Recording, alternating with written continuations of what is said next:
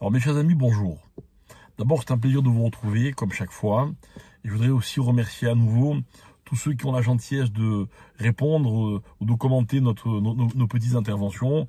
Je voudrais que vous sachiez que c'est toujours encourageant et motivant, que ce soit des approbations de votre part ou bien au contraire, des divergences. En tout cas, c'est toujours intéressant de vous lire et de vous entendre.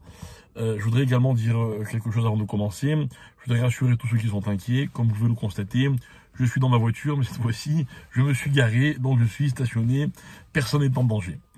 Bien, je voudrais attirer votre attention sur un phénomène connu, important, on peut même dire des fois un peu grave, c'est ce qu'on appelle la responsabilité.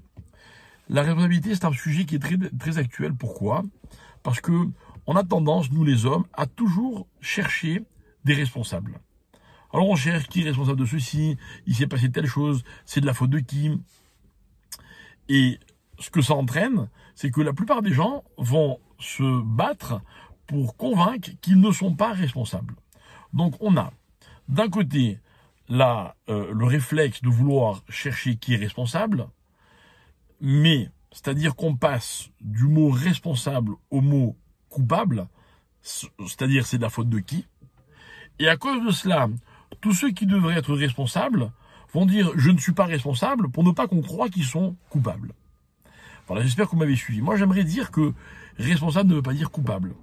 Responsable, ça veut dire raisonnable, réfléchi, mûr, quelqu'un qui sait assumer quelque chose.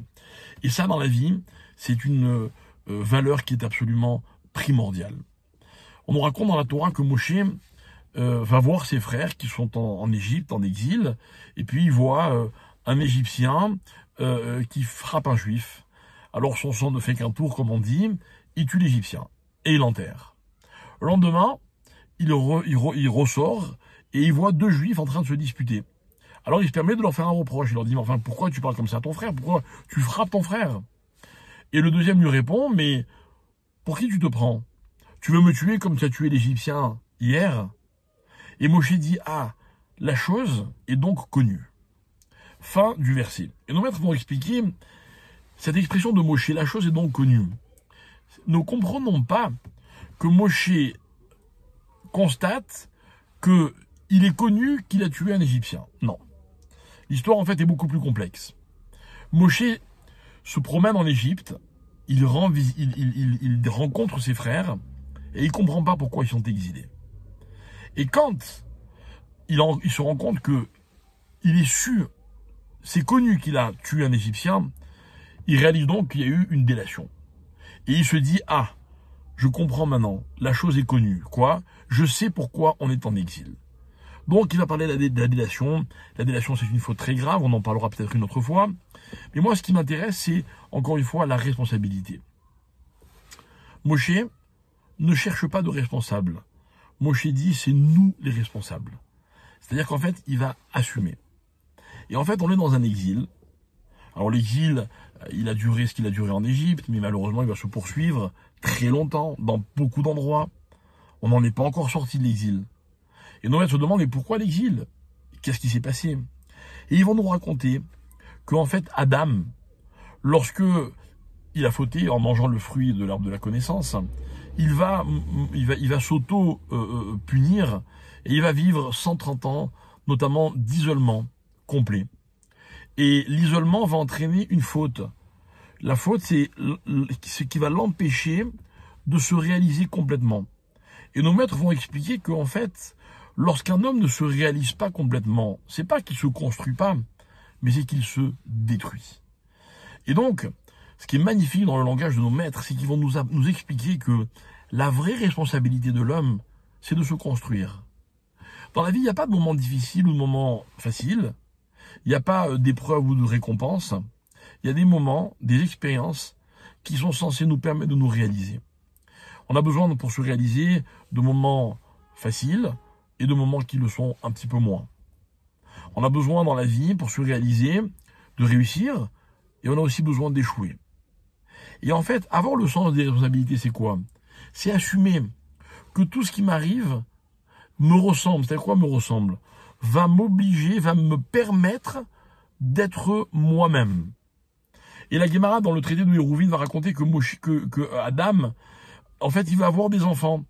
Mais pas tous les enfants devront lui ressembler, puisque le verset dit qu'un jour, il a un enfant qui lui ressemble bidmuto ketsalmo, à son image.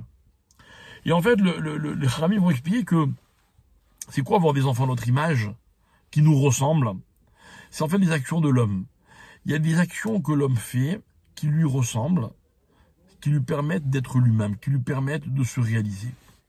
Mais il y a aussi des actions que nous faisons et qui ne nous permettent pas de nous réaliser.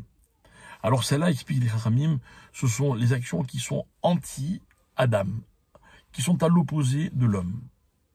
Le vrai choix dans la vie, c'est d'être un Adam ou d'être le contraire de Adam. D'être un homme ou d'être le contraire d'un homme.